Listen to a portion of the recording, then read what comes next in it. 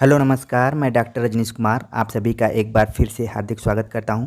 JNU MA Hindi साहित्य प्रवेश परीक्षा के क्रम में आज मैं बातचीत करूंगा हिंदी साहित्य के अंतर्गत होने वाले विभिन्न आंदोलनों पर। इन आंदोलनों को आधार बनाकर किस तरह से ऑब्जेक्टिव सवाल पूछे जाते हैं उस पर हम चर्चा करेंगे। जब आप एमए हिंदी साहित्य जेएनयू के प्रवेश परीक्षा का सिलेबस देखेंगे तो उस सिलेबस में पॉइंट नंबर 2 में दिया गया है प्रमुख साहित्यिक विधाएं, विभिन्न आंदोलन और प्रवृत्तियों का अध्ययन करना है। तो प्रवृत्तियों को आधार बनाकर हमने एक वीडियो लेक्चर बनाया था जिसमें विभिन्न कालखंडों की प्रवृत्तियों पर एक ही वीडियो लेक्चर में हमने विचार किया था। जिन लोगों ने वीडियो देखा होगा वो तो अच्छा है, जिन लोगों ने नहीं देखा है तो वो प्लेलिस्ट में एक बार जाकर उसे ज़रूर देख सकते हैं ताकि प्रवेश परीक्षा की तैयारी सही दिशा में और पाठ्यक्रम अनुसार वे कर सकें। तो विभिन्न आंदोलनों के अंतर्गत हम जब बात करने जा रहे हैं तो उसमें सबसे पहले जो टॉपिक आ रहा है वो है भक्ति आंदोलन। भक्ति आंदोलन हिंदी साहित्य का अगर देखा जाए तो पहला आंदोलन है जो सही मायने में उभर कर सामने आता है। इससे संबंधित कई प्रश्न बनते हैं, उन्हीं को हम देखेंगे।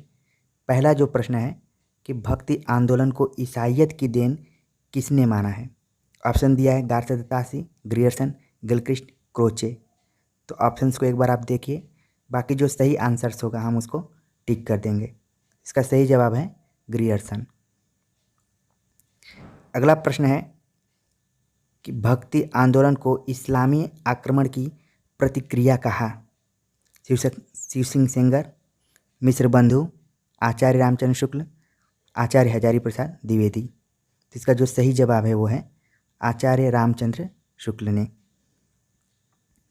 अगला प्रश्न है भक्ति आंदोलन को भारतीय चिंतन धारा का स्वाभाविक विकास माना है। 4 ऑप्शंस दिए गए हैं, आचार्य रामचंद्र शुक्ल, हजारी प्रसाद द्विवेदी, रामस्वरूप चतुर्वेदी, विश्वनाथ त्रिपाठी।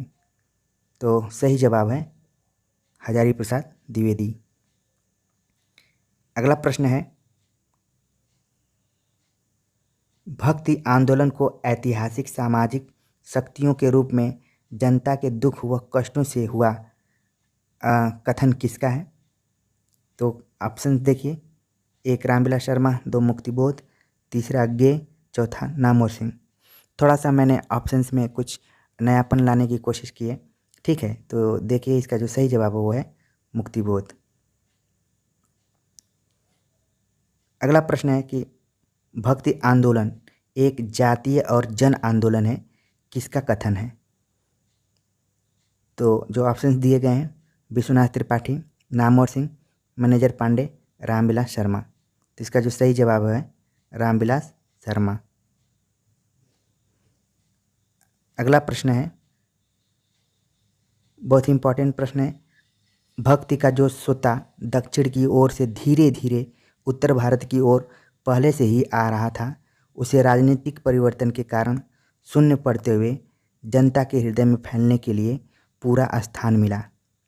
ये कथन किसके द्वारा कहा गया है। तो ऑप्शंस जो दिए गए हैं उनमें मिश्र बंधु, रामचंद्र शुक्ल, हजारी प्रसाद द्विवेदी और रामविलास शर्मा का नाम दिया गया है। तो जो सही जवाब है वो है रामचंद्र शुक्ल। अगला प्रश्न है भक्ति द्राविड़ उपजे लाए रामानंद। भक्ति द्राविड़ उपजे उत्तर लाए रामानंद, इसमें उत्तर शब्द छूट गया है, ठीक है। भक्ति द्राविड़ उपजे उत्तर लाए रामानंद, ये पंक्ति किसकी है। तो ऑप्शन दिया गया है रामानंद, कबीर, सूर, रैदास। तो इसका सही जवाब है कबीर। अगला प्रश्न है बिजली की चमक के समान अचानक समस्त पुराने धार्मिक मतों के अंधकार के ऊपर एक नई बात दिखाई दी। भक्ति आंदोलन के संदर्भ में किसका कथन है। तो ऑप्शंस जो दिए गए हैं चारों, गारसदासी, ग्रियर्सन, गिलक्रिस्ट, रामचंद्र शुक्ल। तो इसमें जो सही जवाब है वो है ग्रियर्सन। अगला प्रश्न काफ़ी चर्चित प्रश्न है, लगातार परीक्षाओं में आता है। अपने पौरुष से हताश जाति के लिए भगवान की शक्ति और करुणा की ओर ध्यान ले जाने के अतिरिक्त दूसरा मार्ग ही क्या था? कथन किसका है? ऑप्शंस दिया गया है मिश्र बंधु, रामचंद्र शुक्ल, हजारी प्रसाद द्विवेदी, चौथी राम। तो इसका जो सही जवाब है वो है रामचंद्र शुक्ल। ये भी प्रश्न काफ़ी बार एग्जाम में पूछा गया है, लेकिन जोर देकर यह कहना चाहता हूँ कि अगर इस्लाम न आया होता तो भी इस साहित्य का 12 आना वैसा ही होता जैसा आज है। यह कथन किसका है?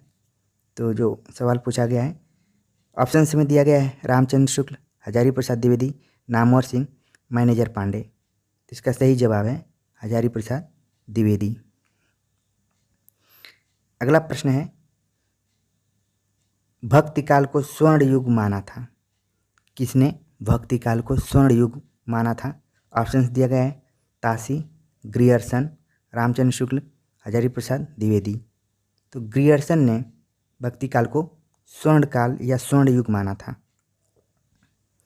अगला प्रश्न है कि भक्ति काल आंदोलन को लोक जागरण काल कहा था? लोक जागरण काल कहा था, किसने कहा था?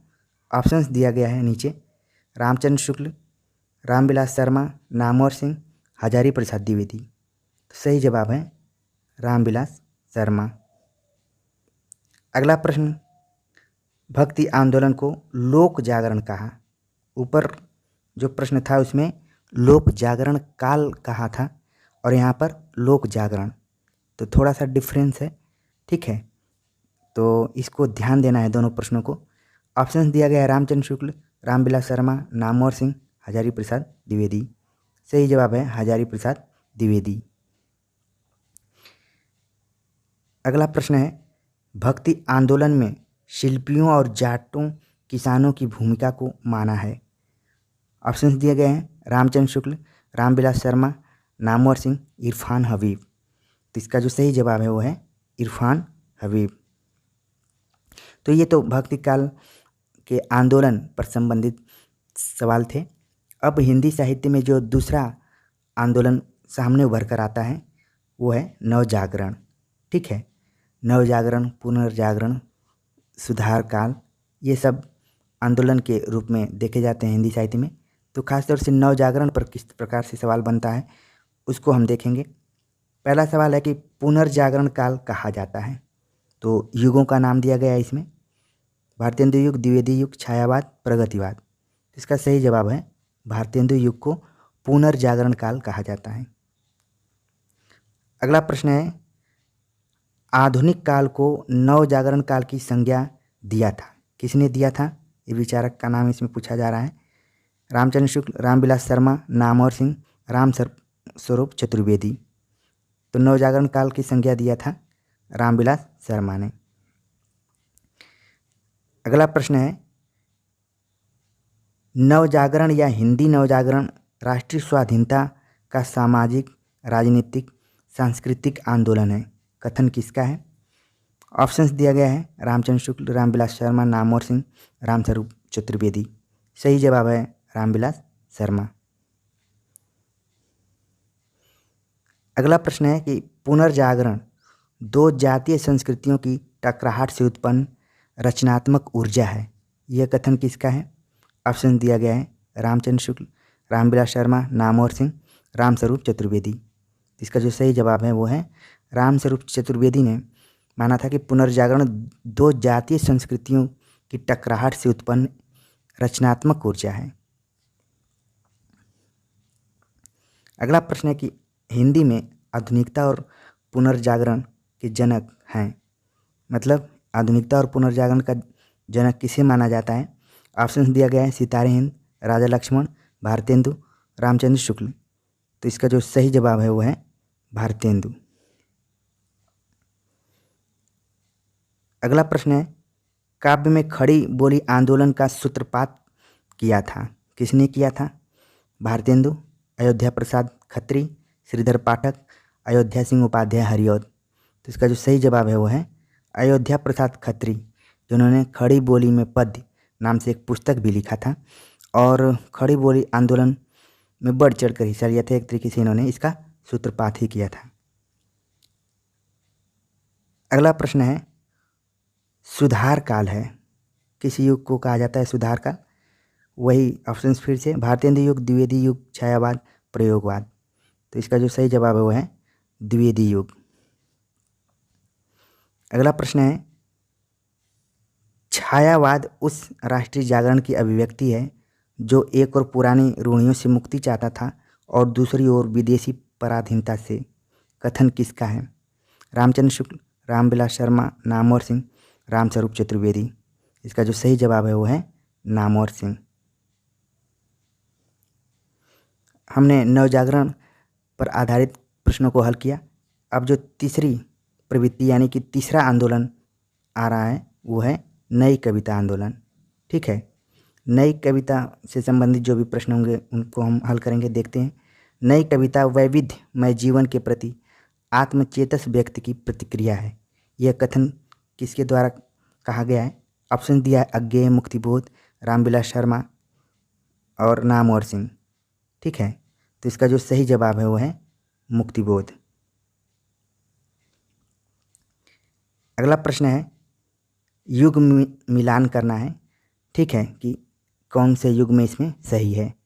अकविता श्याम परमार सही है, युद्धवादी कविता राम सिंह सही है, वाम कविता परमानंद श्रीवास्तव सही है, सहज कविता रविंद्र भरमर सही है।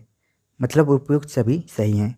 तो एक तरीके से ये तो एक ही बार में मैंने प्रश्न बना दिया था, लेकिन अलग अलग भी सवाल पूछे जा सकते हैं कि अकविता के प्रवर्तक कौन है, या फिर जिन कविताओं के बारे में बात की गई है उसके प्रवर्तक का नाम पूछ सकता है, और ये एक आंदोलन के रूप में इनका अध्ययन करना है।